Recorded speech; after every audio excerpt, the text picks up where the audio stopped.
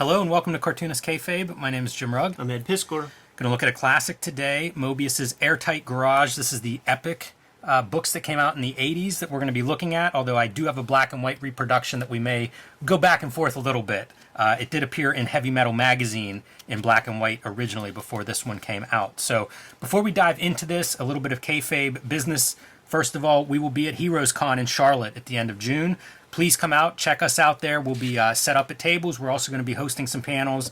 And basically, it's my favorite comic book show, man. It is definitely comic-centric. So if you love Cartoonist Kayfabe, it's a show you'll enjoy. And if you come to Heroes Con, make sure you come by, say hello, and let's talk some Cartoonist Kayfabe in person. Also, like, follow, and subscribe to the Cartoonist Kayfabe YouTube if you haven't done so already. Hit that bell icon next to the subscribe button to get notifications when we post new videos. It'll give you a leg up on the kayfabe effect, which is we post videos of a lot of different comics, and if you decide you want that in your collection, so does somebody else. And these books often sell pretty quickly on eBay, Amazon, or your local comic shop, or the prices go up by the end of the day. So hit that notification button. You'll be the first one looking for these issues. Chances are this book's going to be a little bit high already. Oh, yeah. And You should kayfabe it, man. You better hope that this book isn't expensive. yeah, get the deals on this one right away. Act fast. Also, let these videos play through to the end. That allows YouTube's algorithm to share our videos with other comics fans who haven't found Cartoonist Kayfabe yet. It's how we grow the channel. 65,000 strong and growing, so we appreciate your help on that, of spreading the Cartoonist Kayfabe word far and wide. Tell your comics friends about it, and let these videos play through. So, Ed, with all that said, this is a bit of a classic in my mind of Mobius. You know, we've looked at some different Mobius comics on this show. I think of the Inkle, I think of the Airtight Garage, and Blueberry probably are the three books I first think of when I think of Mobius. And this one's all him, so it's kind of cool to have a chance to sit down with this. I was recently in Ireland and read this on the way home, which made the plane ride much more enjoyable. It's stunning, it's beautiful, the art. I don't know if there's a bad-looking Mobius book out there. I haven't seen that one yet. But there's some really breathtaking art in this story. Oh, on every page.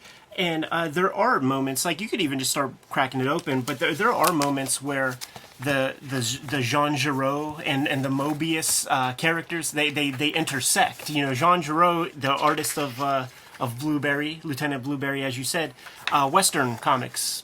You can't call them spaghetti Western because it's French. But this, for instance, is mark making of this face is mark making of the Jean Giraud Blueberry stuff, but like the rest of it is Mobius like, and it's the subtlety of the body language, the weight of the figures, just the clear line aspect where he's not faking anything. You can't hide in clear line, and he doesn't. He speaks a lot in this comic. Also, the visual storytelling is stunning stuff. He talks about how he's just whimsically doing these comics. Like, there's not much of a script. There's not much of an idea at the beginning, and in fact, it becomes an exercise of trying to create continuity along the way. As Tom said, you build your wings on the way down.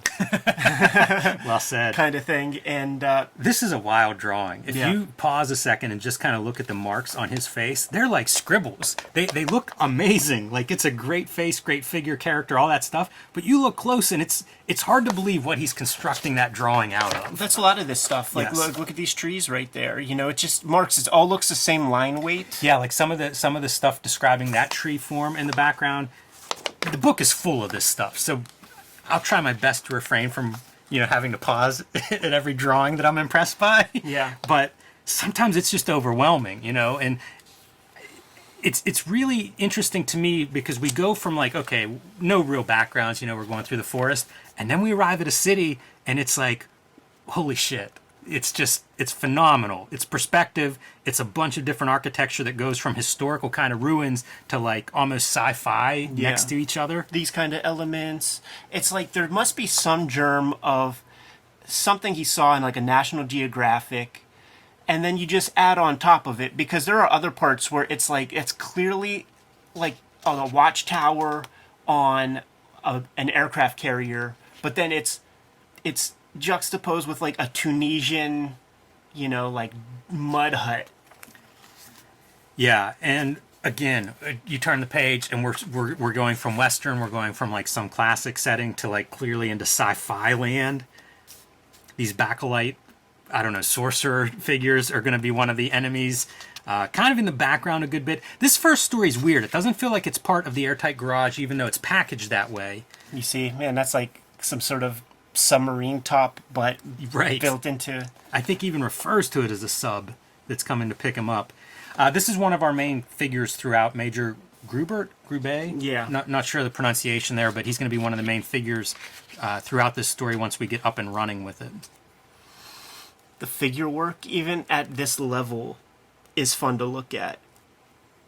Yeah, this is a great page for an example of this, right? Because we've got kind of a more traditional perspective. Then there's that baseline we're going to see throughout this book used again and again. Mobius is so good at that. And then this is just almost an abstract drawing, you know, where you have these figures coming in and out. It's not an open panel, but it has elements of that. Just a lot of different stuff. Oh, and I should say a word about the coloring is that Mobius colored some of this, and assistants that he was sort of overseeing colored it. Yeah. So the coloring here is by his choice versus, again, the heavy metal serialization, which ran in black and white. Yes. What was I going to say? Oh, you know how we had Frank Whiteley for Volume 5 of Akira, and at the end when he's sounding off, how he was talking about how Otomo is a cartoonist that just excites him to draw. Like, he wants to draw after. Mobius is that way for me. And maybe we even called out Mobius as being another one of those guys. But looking at this comic and seeing, like, very clear organic lines, hand done clearly, not too many of them, it makes you want to, like, oh, maybe I could do this. Like, let me try my hand at that stuff. It just gets me excited to go back to the board. Of course, you're not getting close. Man. I do look at this stuff and I see like the legacy of this is so rich. It's such a big influential vein in comics. Like you can look at some cartoonist and be like, Mobius, #1 in this dude's history. They don't hide it, but man. even Like, in pieces, you know, I think the influence is we just could massive. say it, you know, Brandon Graham, like down to the color palette that he probably took from inspiration from these volumes, because these are Brandon Graham hues. You know, like Totally. like little 25% subtle hues. Like this is like so tight to it, and he has the bulbous buildings, and like, you know, he's internalized that stuff in a solid way. So this is a nice piece of this book, and that is introductions, notes by Mobius. Yeah. And so you get a little bit of insight to this. You know, one of it is the editor for Meadow Orlant, I believe it was. I'm not finding his Jean-Pierre Donnet saw some of the pages that he had done for the garage, the Airtight Garage, and it was kind of just as he talks about waking up, you know, and having ideas, or working late into the night and then seeing them the next day and maybe tossing them out, maybe refining them into something. But this is what happened with the Airtight Garage, is the editor saw a couple of these pages and was like, this is great, would you do this for the magazine? He's going to buy this strip. And I think Mobius couldn't even find those whenever it was time to actually start drawing this. But it sets up the episodic nature of how this was serialized in Meadow Orlant. And it was basically 2 pages at a time for the most part. And then he would plan the next 2 pages after that. So it's this like very serialized approach to story.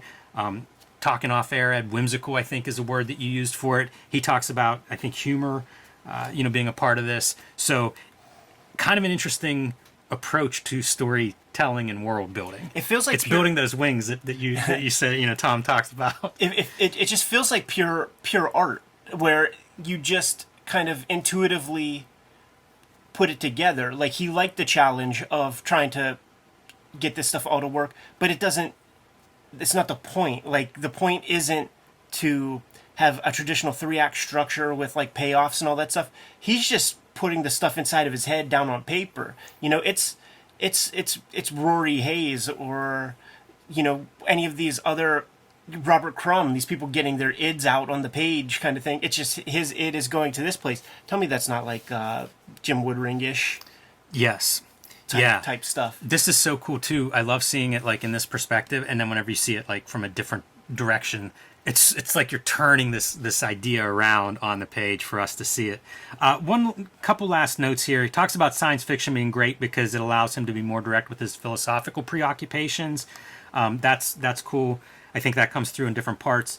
the Airtight Garage is full of references. So mentions like some superhero genre references. I even used a drawing from an old issue of Iron Man as a model for the sequence where Grubert and Cornelian fly away. I think I pulled that one out. There's also an homage to Will Eisner, which I'm pretty sure it's clear, so we'll point that one out when we see it. But kind of neat to see him talking about the references being used and being displayed here.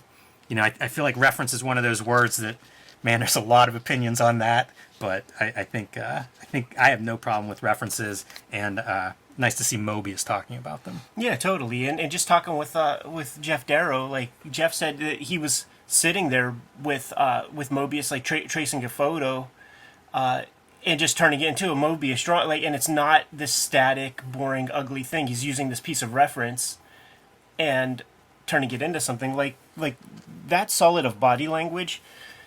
That you probably ain't doing that out of your head. Yeah, I have no idea. I was looking at the costuming and thinking like Little Nemo in Slumberland or something. 1,000%. It's absurd the amount of detail in that costume. 1,000%. Yeah, it's every texture. You know, it's every pattern. There's one of the big changes here is we're in Louis Cornelian's garage. Yeah. That is, it's Jerry Cornelius in the original, which is a Michael Moorcock character.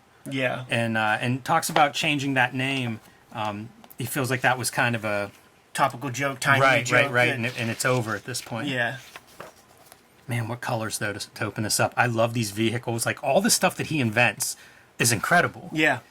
You know, like, as a vehicle, it's just so fun seeing the stuff that he has to create in order to populate the world. You could just imagine the bounce. Like, this is just so full of air that the vehicle's boosh, boosh. And this is Cornelian. This guy works for him, destroys this vehicle, and now he's going to go on the run because he's afraid of what Louis Cornelian might do to him. I was thinking Elon Musk whenever I was reading this. It's really cool in the Marvel book because they retain like sort of all the lettering that Mobius kind of puts down. So it's, you know, the Hermetic, whatever the fuck. But in the Heavy Metal magazine, you know, they get John Workman or somebody to go in there and call it the Airtight Garage. Yeah, and he addresses that somewhere too. I guess it's in here because I don't remember reading anywhere else.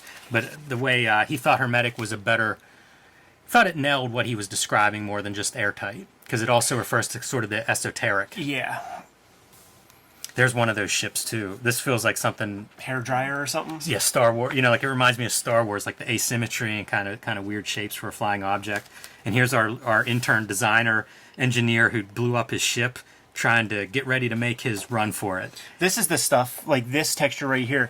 That's you can see Jaime Hernandez pulled from that in his like early Mobius period, his like 1982 stuff.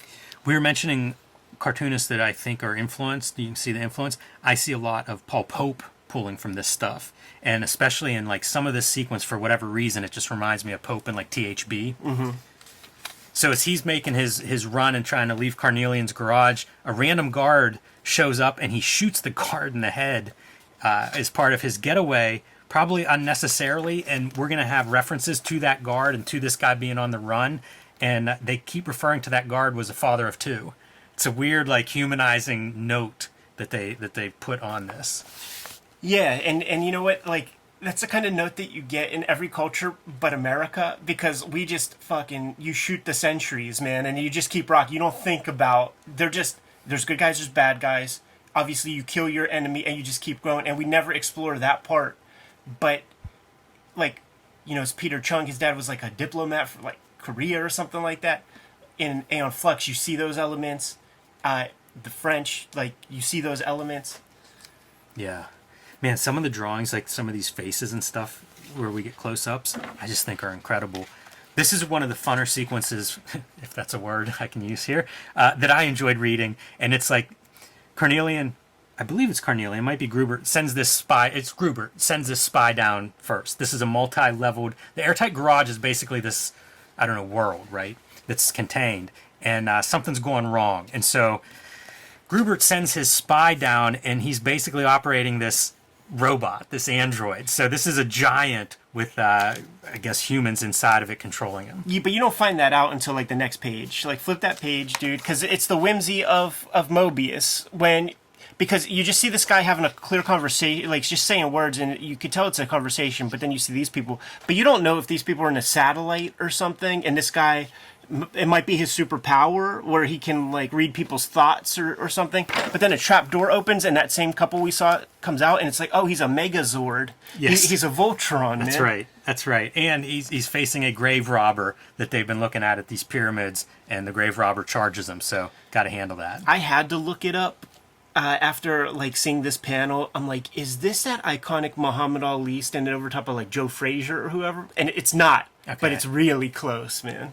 Yeah, probably one of the superhero genre homages that he mentions in the beginning as referencing kind of the sequence, a little bit of that. Yeah, and it's just it's unfortunate that it's the Phantom that's like popular everywhere because we don't think much of it around these parts. It is funny. His fiance snuck on board whenever he was heading down to this world, and was pretty excited by seeing him handle this grave robber Skeet, character. skeet. So Skeet, they got to stop and let our superhero meditate for a moment while we enjoy this, bask in the glory.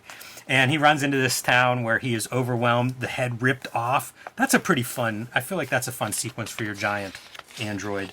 And they crawl out from the head and are on the run now in this, I guess, hostile territory. Right, but it's just so funny because like all the doors are still right. It's like, so he clearly was a super big giant, but you wouldn't even really know it, given the terrain and all that stuff. Part of the, you get hold of this comic in the 80s when this comes out or pretty early on, and I have no perspective for like European comics or anything outside of Marvel DC, so it's just inventive and feels exotic.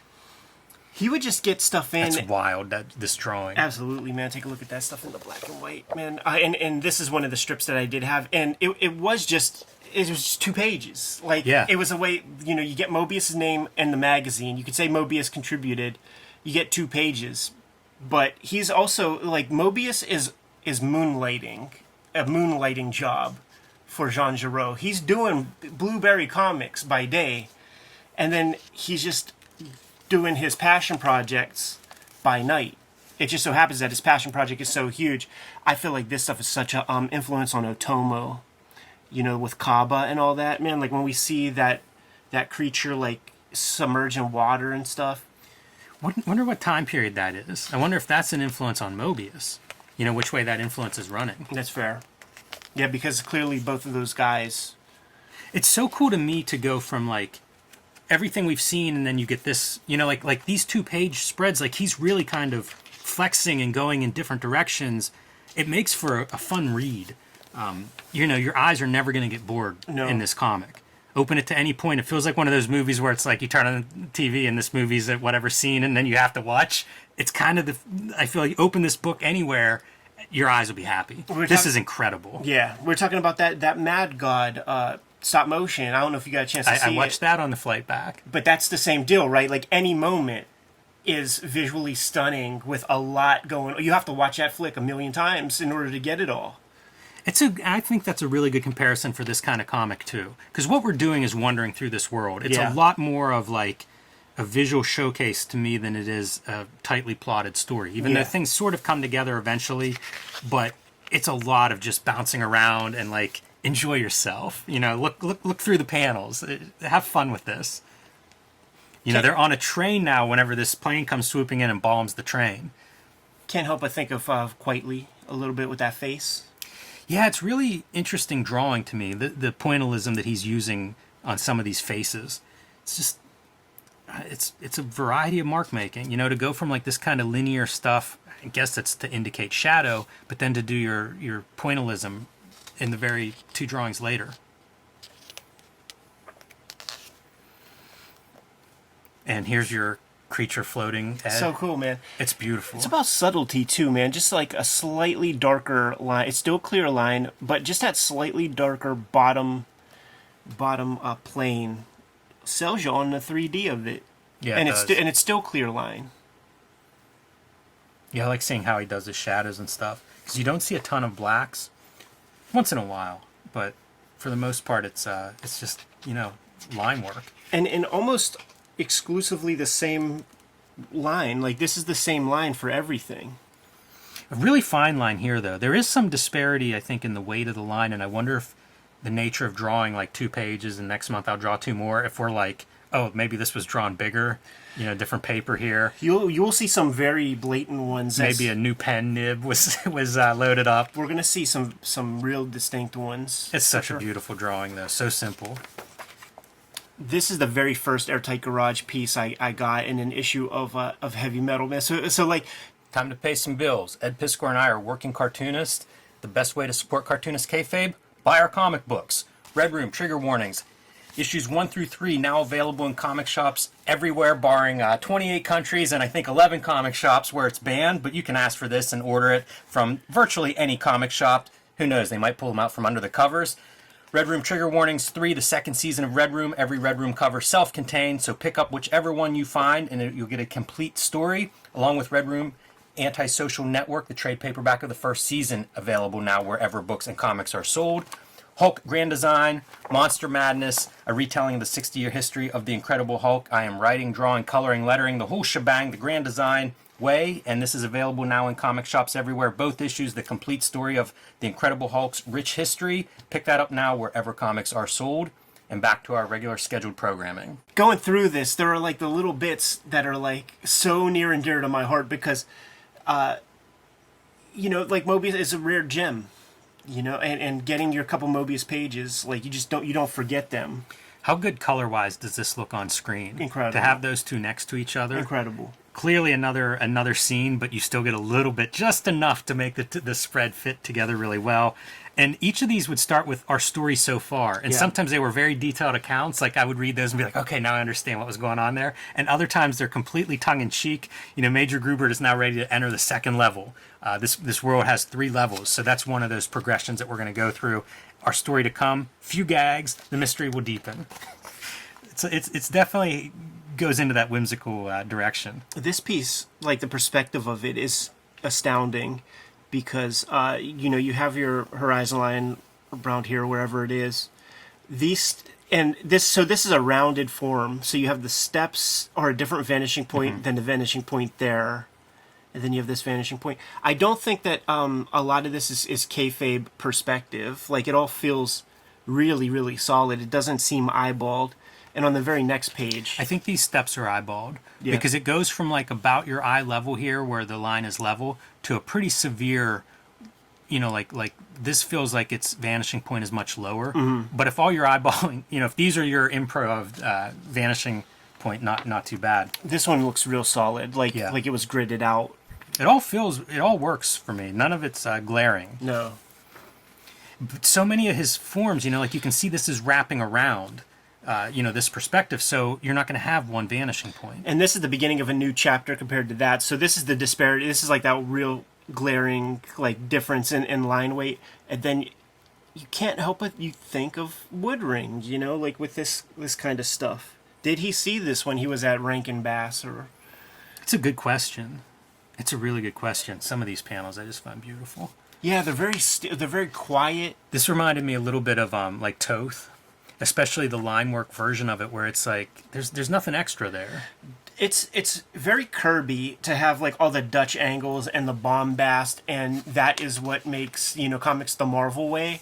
But the subtlety of just having just a flat, linear perspective like that, it has its moments. We might have passed it already, but there are several of these landscapes that remind me of Crazy Cat. Sure. This one is not the best example, but it's something, in case I don't call it out in the future or if we missed it, it's something to watch for because there really are some landscapes where I swear, he talks about references and old comic references, and I feel like those are clearly Crazy Cat references that we're seeing in some of these spots. After this character gets introduced, it triggered a memory, and when I was at Angoulême, I saw a couple original pages, and they come much later, and I'll call them out and talk about them a little bit from what I recall.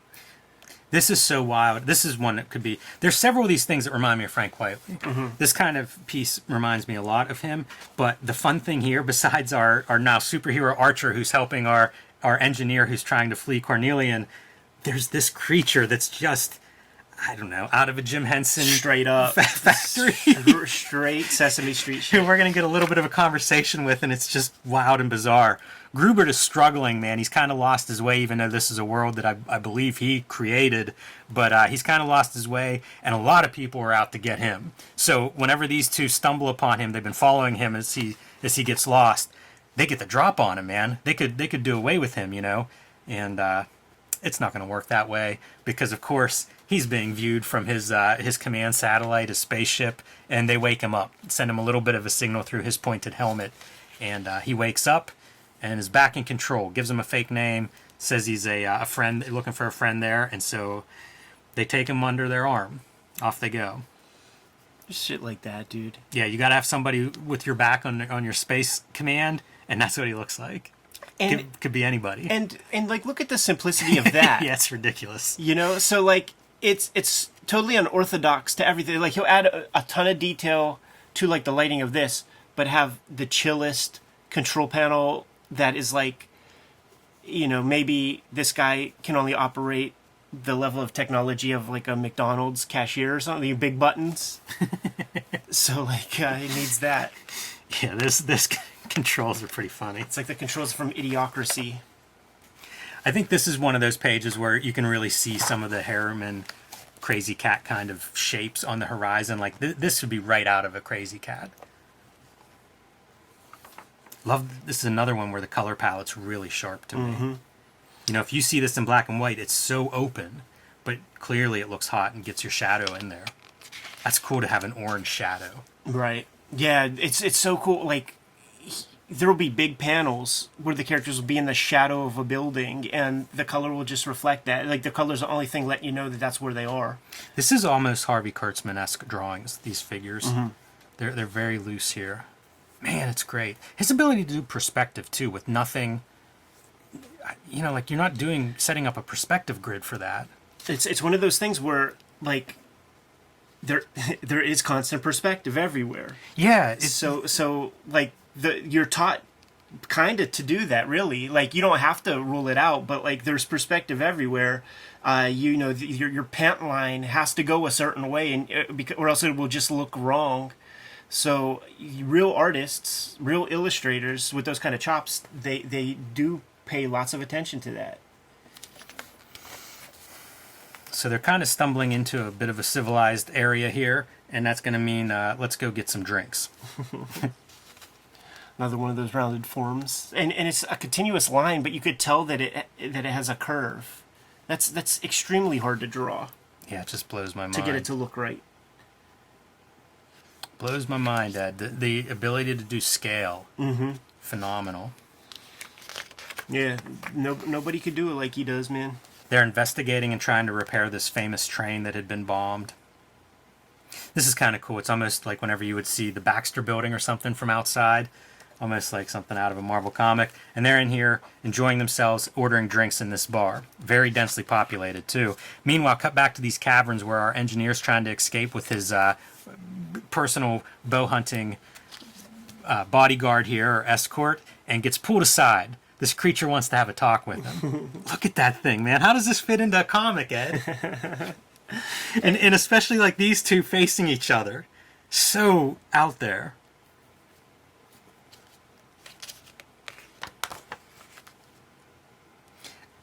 I don't know what people would make of this. You know, like you talk about Jim Woodring seeing it, and that kind of makes sense, but think of everybody seeing this. Oh, yeah. And just the ability to have a character like that in the middle of this, it actually feels a little bit cinematic when we talk about Jim Henson or something, where like you're putting these creatures kind of special effects with live action and human actors. It kind of feels like that a little bit. And I guess he's working in film, so maybe thinking that way on some level. Yeah, I mean, I don't know about it this time. You know, like this is the portfolio to get that opportunity, man, because the design acumen in these comics, it's above and beyond what is done in comic books.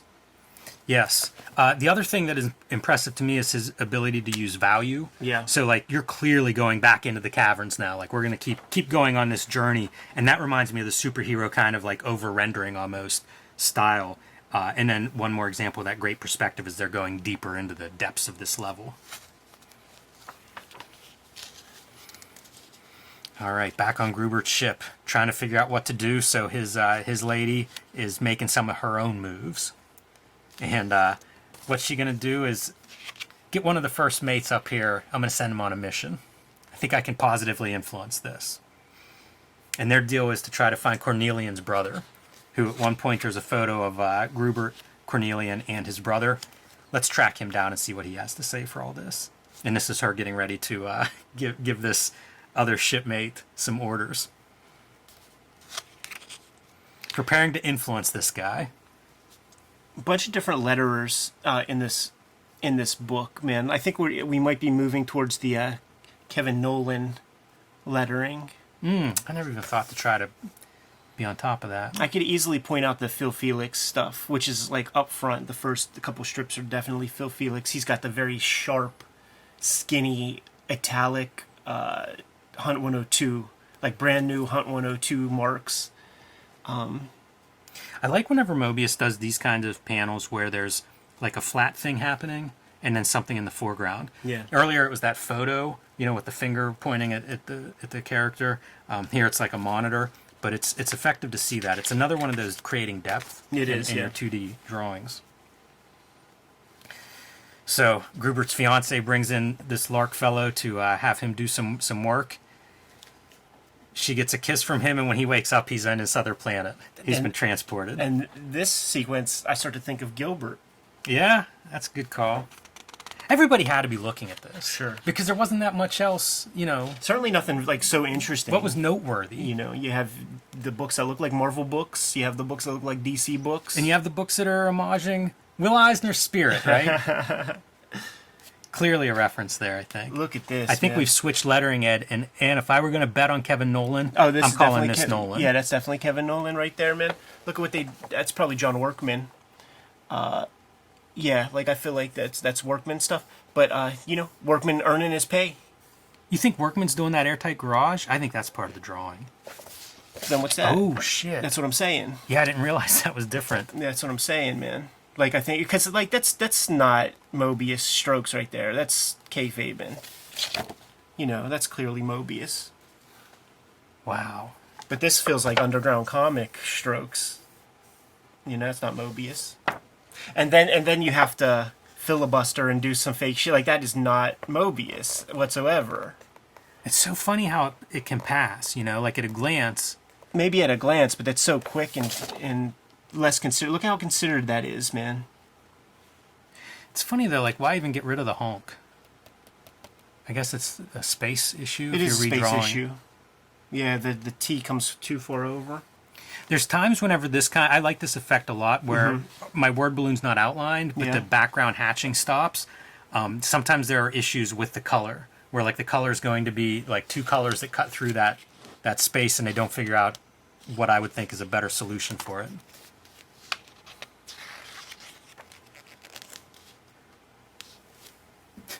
Not a lot in that chapter. A little explanation why this archer's helping him.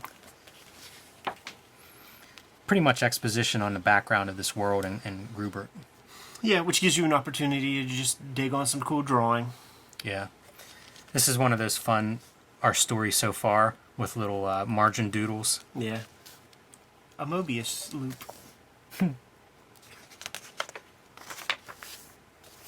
So they're back to Grubert in the bar, and somebody shows up with plans to shoot somebody. You assume it's Grubert, but it's actually going to be his spy that he had sent down. Blows the back of his head out, too. You see stuff splattering out. Ka-ka-ka-boom. Pretty graphic. And off he runs. This was Grubert's buddy that brought him to this bar, that did the assassination here. Hercule Poirot. Look at some of the people that are in this place. It's a robots. Moss Eisley Cantina, man. It is. And there's like a little dick. It's like the devil. Sneaks his spy out the door. He's still kind of alive, I suppose. Gonna get as much information out of him as possible. Not a lot. Yeah. But a little bit there. And this is Lark. This is the person who was sent by Grubert's fiance to have this mission. Where he landed wasn't correct. So now he's just wandering this tube system. That feels like a Mobius, a kind of classic Mobius drawing. Really cool cutaways. If you're trying to describe being lost in some alien dimension, I feel like that's a pretty good illustration of Oh, it. yeah. It's so peculiar. I love how it's almost a Hawaiian shirt, and then you start looking closer, and it's like, I don't know what that is. Yeah, it's mosaics.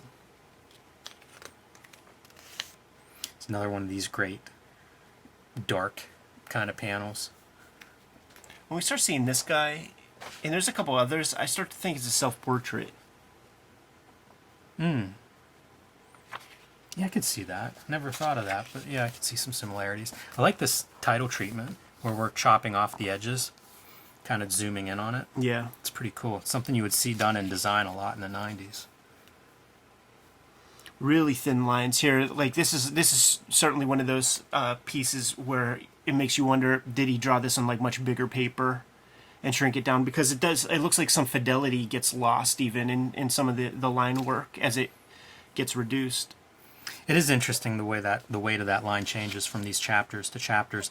Here, Grubert reassures our dead spy's fiance it's okay, he's just an android. This is some shit out of like Nick Fury, 60s Nick Fury Shield comics, man. There's like a Life decoys and stuff. there is a Mobius universe and stuff like Adina and some of his other works.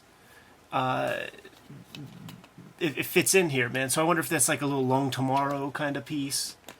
It's so hard to tell. There's so many, when he talks about references in the beginning, it's so interesting to me because like you see those references in his other works. It does make this stuff kind of unified in a way. Yeah. He's done, I think, a couple sequels to this. The Man from Siguri, which Dark Horse published a collection of. I think there was a sequel to that in the Caliber Mobius comics that we looked at. That's him. That's Grubert. Is Siguri is his spaceship. Yeah. So this is cool though, seeing like that android now being taken apart by the locals. Like, what is this guy? What is this thing? Grubert makes his escape. It's that hitchhiking robot. There's gonna be cops all over the place trying to solve this latest puzzle. Let's get out of here. Dude, it's that hitchhiking robot, man, that was making its way across America until it got to Philly. That's right. That's exactly And right. I think the last image that it took, man, it was like a bunch of little kids with sticks over top of it. Like, That's funny. it made it like 4,000 miles. And I think the headline is like, decapitated robot in Philly or something like it. It does feel like that that Long Goodbye. It's almost like spy stuff. Some of these like. That's the part that makes this made this very readable to me, was going in and out of certain parts of this that feel like noir or, I don't know, cyberpunk. Like there were these little pieces that just kind of made sense. Did you find an extra page? Yeah, a couple. All right, so allegedly there's an extra page in this edition that didn't appear in the French edition. So perhaps the page you're finding is the French edition page that doesn't appear in here. And it might be both. Oh, I think we see this somewhere. This could be that just this different bootleg's pagination. out of order, maybe. I don't know. Maybe missing a chapter. I'm not sure. We'll see. But there is a page or two anomaly between the English and French versions of this. This is a cool sequence. This is one I remember from, I don't know where I would have seen this other than in this book, but this one always stands out to me, where they show up, they emerge from these tunnels, our Archer and our fleeing engineer, and it's like there's a sub once again to take them away. Or at least that's the plan. But our bomber is back as well. Man, his airplane stuff's really cool. It all looks good. The pagination of the bootleg is completely It's gone sideways. sideways now, so I'm just going to look on Fair enough. at your piece. We'll be done with the bootleg. Not a problem.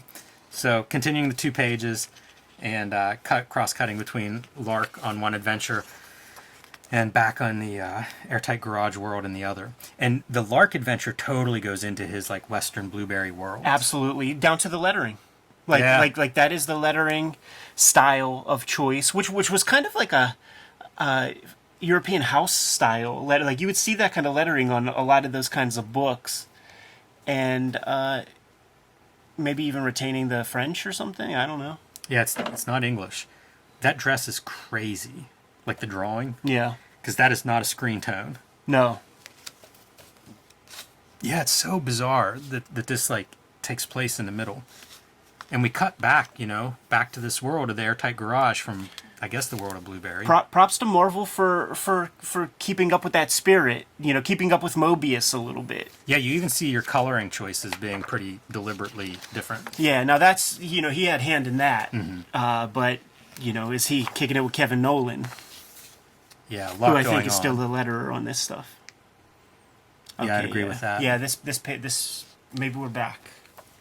Keep following along, see what happens. Because I have not checked that bootleg in this edition page by page, so it'd be funny if it's just missing a couple chapters there in the middle. One of the things Grubert's been looking for is he has a contact in this world, and he's been trying to find that contact. And so this is his big effort, like we're getting close to it here. Look at that panel. I wondered Thoughts. if this was a prisoner reference. They're going to door number 6. And Cornelian is coming in. So, what is happening is these two are at odds, and they're basically getting to this capital at the same time. Meanwhile, the ruler, the mayor, governor, whoever of this world, also looking for Grubert and starting to hone in on him, especially once this happens. Once his airplane destroyer, the politician's airplane, gets blown out of the sky, it's time to send in the police. I just love this kind of stuff, man. This like mid action moment. Yeah, it's really great. It's such a good comic book moment. You think of like where do you choose to draw the panel at what moment? Yeah, and that setup is clear what's happening. Definitely has his 10,000 hours practice on drawing horses thanks to Blueberry. Yeah, man. God bless him. I'm always amazed by people that can do horses. Just figuring out human anatomy is tough enough. And this is a little kind of Mobius insert, right? He's like writing out our story. The flying object of destiny. And you know what? Like there will be like Mobius references from the characters. It's like almost like the way Masamune Shirow will do sometimes. I thought of Masamune Shirow in his comics. Like the characters will be like, geez, like Mobius is kind of filibustering, or like the characters will just cut and it'll be a fourth wall thing, and then they will keep going. It just seems like he's entertaining himself. It's what he says in the intro. He said that it doesn't really come together until like the last 15 pages, and that he drew he kind of put those together all at once at one sitting. So it is just kind of like meandering, and at some point, how do you bring these threads together? That's so. This is wild, like for titling. There's so much. It feels so ornamental. Yeah, go back to that real quick. And here's what you get in Heavy Metal Magazine. Look how good the black and white looks, though. Well, it's purely black. Like, is that fully black? Because like there were a lot of instances earlier, I didn't point any of them out, where there would be hatching on here, and then it would show as like black in the bootleg here. Like this would be an example. Like, look at how dark this is compared to the line art there. That's kind of fascinating. It's hard to tell because this is a bootleg, but I mean that kind of dark, that kind of thickening, it feels like that's very it's bold. Probably close to the heavy metal. Like, yeah, I would guess that's more a reflection of the printed version than the bootleg. Yeah, I think so. That's really interesting. Makes me wonder, like, did they reshoot this to then do like blue line or some right. color? You know what? It doesn't look like blue line, to be honest. It's flat colors, so it is flat color, but there will be times where you could see like the blue on the side. Like I have this magazine, and I remember it as being super black like that. Mm-hmm. So it definitely is shot from something with more fidelity, maybe from the originals. Which you would think a proper magazine publisher would have better facilities. Maybe they thought it was better, darker, heavier line. Because some of those lines are pretty light in this color version. So. Maybe with the John Workman paste ups, it's a copy of a copy. Yeah, and maybe you don't know what you're going to get on the printed version either. Because that's a thing, if you read Strange Death of Alex Raymond, there's a lot of talk about engravers. And, that printing process is just... it's out of your hands as the artist. Like, yeah. It's tough to have too much influence over it at that stage. I think now we have a little more control, but you might not have had as much in the late 70s. All right, so he meets his contact here, but before things can get resolved, reality, the world is starting to come apart. Oh yeah. That's some wild drawing too. You know, how do you draw these like castles crumbling? Still with that baseline Yes. perspective. Yeah, it's crazy to put like we're gonna unravel this reality a little bit, but still maintain. You need the world to feel like 3D. You see these guys, and you can't. You know, you think of H.R. Costigan or whatever his name is from the Love and Rockets. Totally. Absolutely. Got a Charles Schultz, a Peanuts shirt.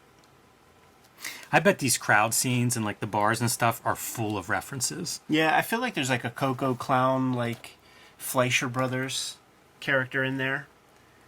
Would not surprise me. And Coco's kind of, the Fleischer Bros is kind of like that clear line. It's like established that clear line style or something.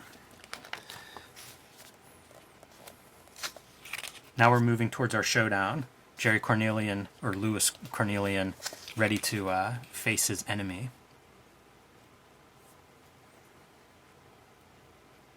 Stuff like this is ballsy. Yellow on yellow. I would never think to do that. Yeah, it's true. These are the reality again coming apart. So these are the pages, like these pages and the very next one are the ones that I saw at Angoulême. Wow. Probably no bigger than our background, like probably smaller, which astounded me. I noticed no whiteout on the stuff. And the blacks were pure black. It was the originals. You could see some work making and stuff, but it was precise. It was perfect. You didn't see any indication of underdrawings. There was no blue line or anything used.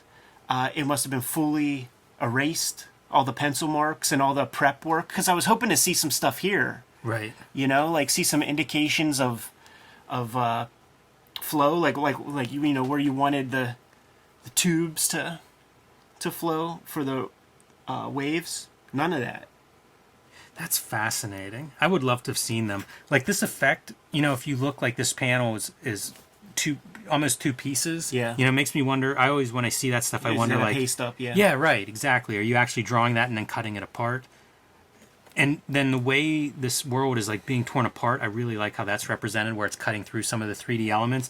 I don't know how you would do this without some underdrawing, because some of the stuff's real complex, like the sub, Oh no, I'm some saying of the water patterns. Yeah, I'm sure there was. Just minimal, probably. Yeah, I'm sure there was. I'm not suggesting that there wasn't. I'm just saying that the art was cleaned up substantially. I'm of the impression that he does a lot of drawing in the ink stage. I think so, yeah. And we saw, again, see our video on Mobius Comics. There's some pencil reproductions in that stuff, and they are minimal. This is the page I remember the most. Yes. From that sequence. Good full figure there. This is a reveal. Up to this point, we thought there was no indication that the engineer wasn't a man. Yeah, dude, it's like a Metroid. Yeah. Samus Aran. Man, I see some Frank Miller drawing Sin City line stuff in here. It'd be a shame to have lost this page. I think that page is in here. Okay.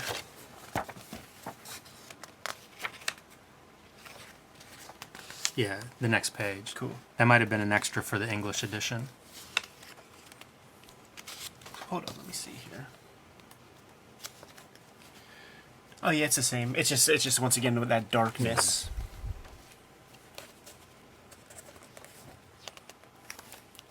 That's almost the cover to Love and Rockets 1. It is. As we go into like some of the sci-fi stuff, it reminds me of Ronin. Miller's Sure. Ronin with some of the European influence. Yeah, which by European influence he meant Mobius. Fair enough. Just like by manga influence he meant Lone Wolf and Cub. Like very specific. Right.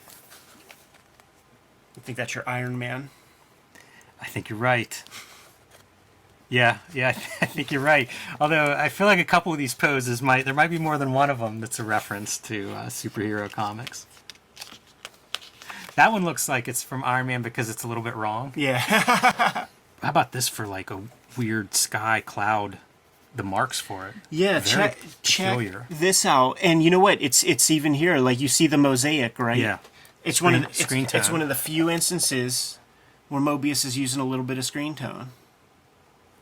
You almost never see that in French comics. You know what's funny? When you slid that over, I got a different kind of slightly different look at this, and it reminds me once again of like the Harriman landscapes. You know, that shape. It's something right out of it's a very different version and perspective than you see in Crazy Cat, but it's the same kind of shape of an object. He does a lot of this, like spheres, and then spheres turned a little bit. Yeah. It's kind of cool. I love this landscape. That felt. If you showed me just this, I wouldn't have said Mobius. Me neither. I would have said something like fanzine art. I would have said Simonson. Yeah, it'd almost be like early '80s concept of Atari, like an Atari game or something. I like it a lot, but it's very different and does not feel like what I think of for the rest of this book or Mobius in general. This, on the other hand, sure, we're back. Yeah, this is another one that I had in my heavy metal magazines and stuff, and would just stare at it constantly, man. Not understanding what I was looking at. Like if you go to the next page, where you see, I still don't totally understand it, and this is kind of a fun treatment for our story so far, running vertical. Like where you see these kind of standard looking, superhero-ish type thing, but then you got these like cartoon guys. I didn't know that was allowed. Right. This page, fantastic. Love this page with like the corners being different panels. Yeah, and like in Arzak, man, Arzak is driving that shit. This I always thought of as like the Danger Room, because that was like my level of comic book knowledge at that point. It's so, the environments that he creates are so interesting. Yeah, where do you begin? How do you come up with this stuff? The Backalites now, from the very beginning, we're coming back. This is where they get to assert some of their will, and look at this crazy object that they've unleashed to tie these dudes up. This is a great drawing. It's a black room, but you're still seeing enough kind of like white lines and reflections to make it be true to the perspective. Mm-hmm. A little bit of that Woodring kind of line work. And that's the stuff that a lot of those like second tier guys would fetishize. Katza is dope as hell, but like he definitely incorporates a lot of that stuff that we associate with Mobius. Katza may predate Mobius. Really? That Chris Cool, I think it's from the '60s. I think. I know that he's in heavy metal, later, like a career. But I think some of his early stuff might predate Mobius. There's like the stuff that would be in tandem in heavy metal. Like it's so much more of like this kind of. Right. Yeah, we're getting to an imitation version of this stuff. Yeah. How couldn't there be though? Everybody copies people, and it's like if you see this, it's hard not to try to incorporate some of this. This is another set where I feel like the fidelity gets lost in the reduction that makes me think that it's drawn really big. You said those originals you saw weren't that big. Right, but it also had different kinds of line to it. Yeah. It didn't have super thin. This book smells like I associate like 80s books have a certain scent. You get any of that? Not quite the patchouli that I was expecting. No, I don't think it's not mold or something. It's what I associate with like book printing. Yeah, I know what you mean, man. Like nowadays, I could tell in 2 seconds if a book was printed in China or not. There's a certain smell to Chinese printing.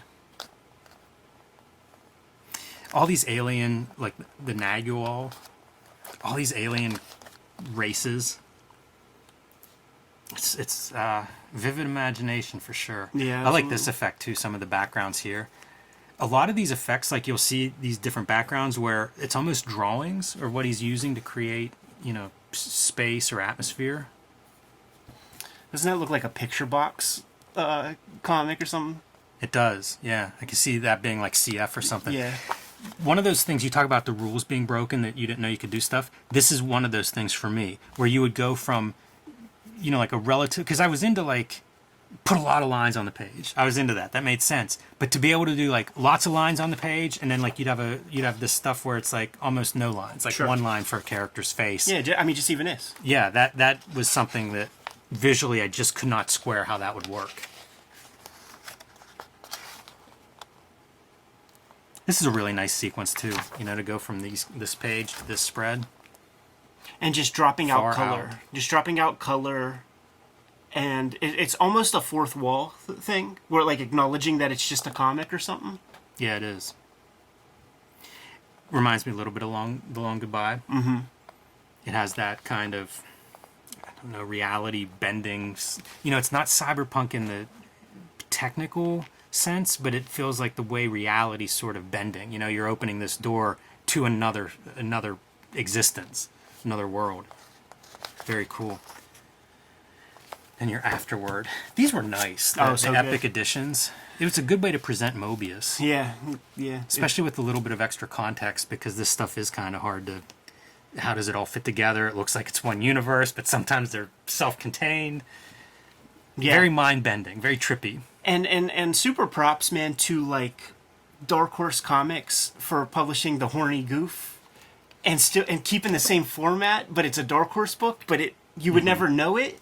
Like that, to me, that's a selfless act in a way, because you could have put your big Dark Horse logo all over it, and it's there, but they retain the aesthetic. And Marvel wasn't a bunch of cockheads and like trying to sue or anything like it was cool. It creates the continuity. Yeah, it's a really neat piece. We look at this and talk like some of the psychedelic elements, and it reminds me a lot of Jack Kirby in that sense, or Ditko, where I think of these guys that like, oh man, that guy he must have been tripping on all kinds of drugs. And we know that's not the case with Kirby Ditko. I don't believe Mobius. I don't know Mobius's history, but I don't think he's known as being. I don't know about that, man. I feel like he was pretty open about chemical endeavors and stuff. All right, well, then I take it back. But I do see that link, from a psychedelic standpoint. Like it feels like these are guys who had a lot of differences, and yet.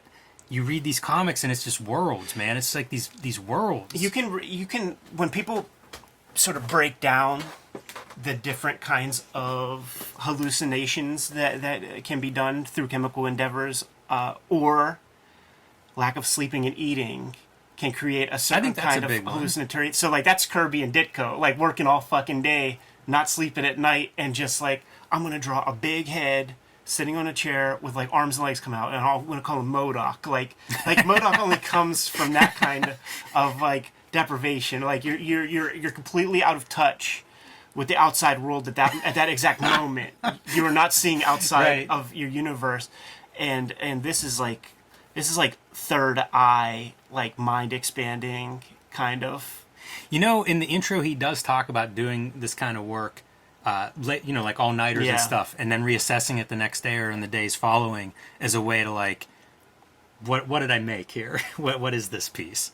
So, yeah, it's interesting. I heard, I think it was on Joe Rogan, they were talking about various alien ideas, and Rogan was saying how like ideas to him are alien, because like where do they come from? Ask anybody, writer, artist, whoever, where their ideas come from, and it's this real nebulous, hard to explain. Alan Moore's written about it, where it's almost like waves in the air, and you're like a receptor for different things, and ideas being one of them.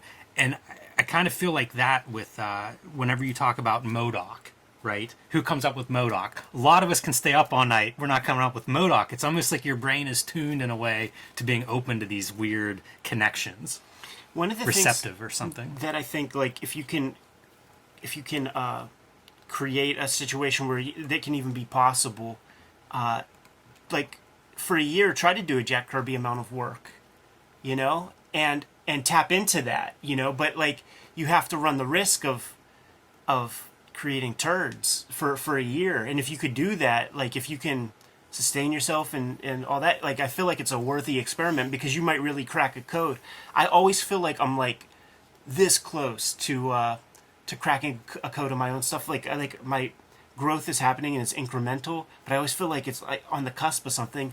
And I think the answer is just do 1,000 pages, do 1,000 more pages, and if you do them with speed, you might create some language. Like Kirby created the Kirby that we have in our mind out of necessity, and finding out what looks cool and what can I do in kind of like a shorter amount of time? Like that was like his concerns. The French, I don't think that's their concern. I was always Mobius' under the concern. impression Mobius was worked fast. Yeah. And I don't know why that was. If that was self-directed, I think he was in high demand, so there was probably like 1,000 jobs in every direction. No time to pause. But I was always under the impression that he was worked pretty fast. Yeah, and there's also the aspect of Mobius being the nighttime gig. Like, well, he's paying his bills, drawing That's really Western interesting. comics. Because you see, there are other artists who have done that. Yeah. Where it's like that becomes, of course, what they're known for, but it starts out as this is my art. This is what I get to do. Buy myself some time. It's a cool do what thing I to want. think about, like because the way there are those like instances in business, right, where it's like George Foreman made way more money selling grills than he did through pugilism. And there are like lots of those kinds of things where people make a little deal, make the most money on that stuff. And it would be cool if Mobius like made, I mean, obviously Hollywood is the bigger thing, but he is known for this. Well, I guess what I'm saying is it would be cool to be known for one kind of comic than the other kind of comic or something. You know what I mean? Like to be known more for the whimsical sci-fi shit than, your rough and tumble It's cowboy weird. stuff. I think about this a lot because I've been working on like my will. In a way, like once you're dead, who cares? Like it's a weird thing. Like the fact that he got to do both is the awesome part, and then I don't know. Like we get to decide which one we like better. Well, yeah, gravitate towards. Or, I'm thinking like the part that matters is the unselfish part that is about legacy and family and taking care of your loved ones. Like that's the part that I'm thinking about, not necessarily like two dudes kibitzing on YouTube.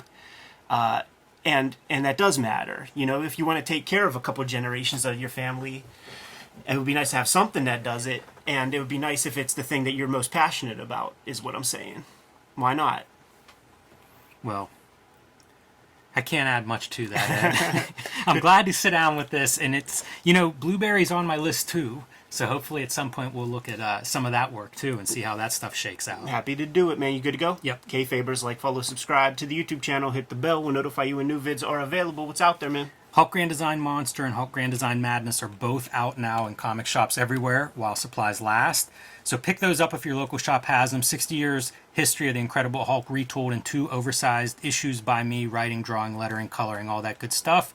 Perfect for new readers or longtime readers. Join me on patreon.com/JimRugg where you can see a lot more of my comics art and download some of my out-of-print comics.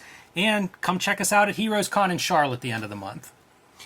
Red Room Trigger Warnings, issue 1, 2, 3, and 4 are on the stands as we speak. Murder on the Dark Web for Fun and Profit is the name of the game. Every issue completely self-contained. The Antisocial Network trade paperback on store shelves as well.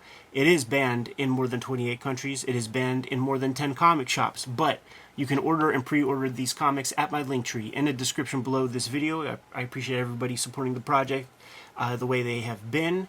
Continued support would be much appreciated. You could read these comics today on the Patreon, patreon.com/edpiskor.